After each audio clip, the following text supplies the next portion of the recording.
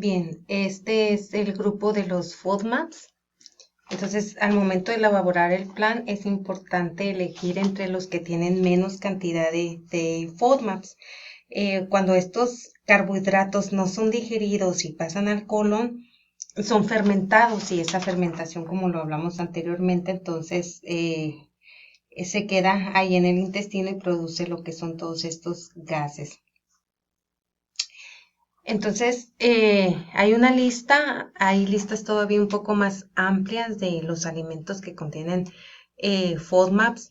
Obviamente, la lactosa es uno de los FODMAPs.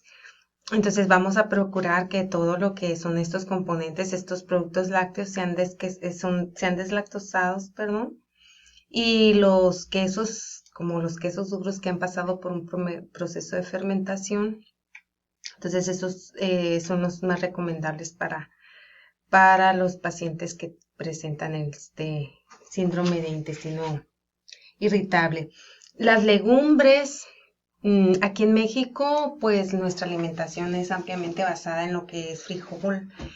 El frijol puede provocar, es una leguminosa y puede provocar alteraciones a nivel intestinal, pero hay personas con mayor o menor sensibilidad a este componente, entonces este alimento va a ser a tolerancia.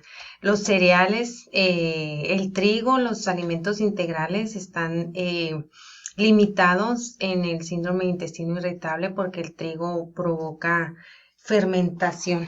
Entonces, la cafeína va a ser no recomendada. Hay pacientes que la cafeína es un estimulante del sistema nervioso y hay pacientes que presentan trastornos o dolores de cabeza, malestares al momento de eliminar la cafeína, pero es muy importante estas recomendaciones.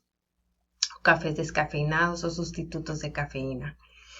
Los probióticos, no se ha comprobado la eficacia de los probióticos, se han hecho estudios, pero entre los que se pueden recomendar, estos son los probióticos bifidobacterias y los lactobacilos. Aquí también se muestra una tabla de los probióticos más recomendados y su recomendación es por estas características. Toleran un pH ácido, sobreviven en el tracto intestinal, el producto final es el ácido láctico, poseen adherencia a la mucosa, producen sustancias bacteriofistáficas y bactericidas,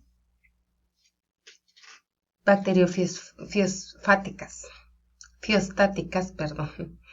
Actúan fermentando la fibra, la inulina, los fructooligosacáridos y almidón resistente. Modifican la disponibilidad de los nutrientes de los alimentos que los contienen, hidrólisis, producción de enzimas, modificación de pH, etc. Entonces, estas entre todos, y esto es muy importante, que modulan la respuesta inmunitaria e inflamatoria. Entonces, estos son los probióticos que están recomendados. Bueno, el tratamiento nutricional. En los pacientes con síndrome de intestino irritable, bueno, estos pacientes van a tener una auxiliar o van a ser tratados con fármacos. Eso les va a ayudar mucho a disminuir lo que es los espasmos, el dolor, la distensión. Pero es importante recordarle al paciente bajo el tratamiento nutricional que los nutrientes tienen una importancia en lo que es el tratamiento del síndrome de intestino irritable. El objetivo es que todo esto que de nuestro paciente le vamos a indicar y el tipo de dieta que él va a llevar le van a ayudar a minimizar. De lo contrario, el paciente seguirá con estos problemas distendido y una dieta que no contribuya a lo que es su padecimiento va a provocarle todavía más molestias. Entonces, es muy importante explicarle, orientarle y en la educación en cuanto a los hábitos, en cuanto a la higiene, en cuanto a lo que el paciente puede comer y no puede comer, porque de ello depende la disminución o la intensidad de nuestro paciente. Se recomienda una dieta normal. En este caso, el paciente no tiene sobrepeso. El paciente tiene un índice de masa corporal dentro de lo normal, un peso saludable, así que la dieta que está indicada es una dieta normoenergética, baja en FODMAP, peso sí, modificada en líquidos. Se disminuye la cantidad de grasas saturadas en la dieta, incorporando ácidos grasos mono y poliinsaturados. Eso sí, se recomienda al paciente. Vamos a tratar que la mayoría sean alimentos ricos en fibra. Ya hablamos de la importancia de la fibra. Entonces, alivian lo que es la presión constrictiva y favorecen la motilidad intestinal. Entonces, ya hablamos anteriormente. El paciente, su GEP son de 1823 kilocalorías. Se dio un porcentaje de 10% de actividad física, ya que él realiza ejercicio 2 a 3 veces por semana, pero a veces no tiene tiempo para realizar. Pasa la mayor parte de su día de pie en su trabajo, pero eso no indica que esté caminando, sino en posición de pie y la otra mayor parte del tiempo sentado. Entonces se le dejó al paciente un 10% de ETA, da un total de 2.187 kilocalorías. La distribución de macronutrientes fue de la siguiente manera: 55 en los hidratos de carbono, 17 proteínas, 28 de lípidos. En esta cantidad quedó. Bien. El cuadro de equivalentes es el siguiente. Aquí está. Con una adecuación de 98, 104, 96 y 96%. Aquí está el paciente, la cantidad de verduras son 2 en el desayuno, 1 en la colación, 2 en la comida. Es importante favorecer al paciente con frutas, con verduras. Recordemos aquí que el paciente también tiene un poquito colesterol elevado, entonces vamos a integrar en los alimentos de origen animal un bajo aporte de grasa y un muy bajo aporte de grasa en estas cuestiones. La leche es leche entera o leche semidescremada, pero lo importante es que sea leche deslactosada. Eso sí es lo importante. Se le dejó al paciente aquí leguminosas a tolerancia. El ejemplo de menú es el siguiente: desayuno, omelette de claras de huevo, 2 piezas, con aceite de girasol, 2 cucharaditas, con un 60% de aceite linoleico. El paciente refiere que él toma café instantáneo. Aquí se le permite, mientras adecua, el uso de café descafeinado, pero sí es importante hacerle ver en las recomendaciones que la dieta, pues el estilo, la alimentación, su padecimiento, el que se intensifiquen los síntomas o se disminuyan, depende mucho de sus hábitos alimenticios, de lo que ingiere y de los alimentos que consume y de los componentes que los alimentos contienen. Entonces la cafeína sí logra aumentar las molestias, así que se le hace hincapié al paciente. Estos son los alimentos. Esta es la dieta. Bueno, las recomendaciones. Las recomendaciones son prácticamente muy importantes.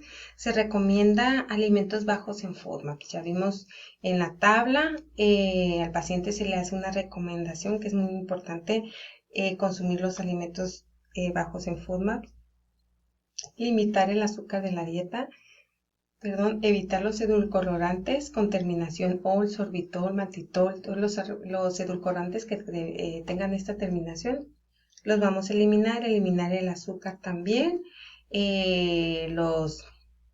todo lo que es la bollería, todos los productos trans, galletas, todos estos contienen altos niveles de azúcar, los alimentos procesados, entonces se limitan.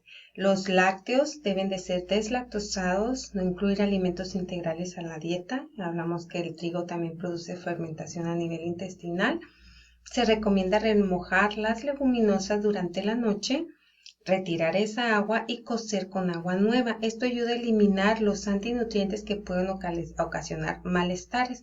Bajo esa recomendación se integran las leguminosas a la dieta a tolerancia. Entonces, si después de esto no se tolera, pues se eliminan de lo que es la dieta, pero esto va a ser a tolerancia.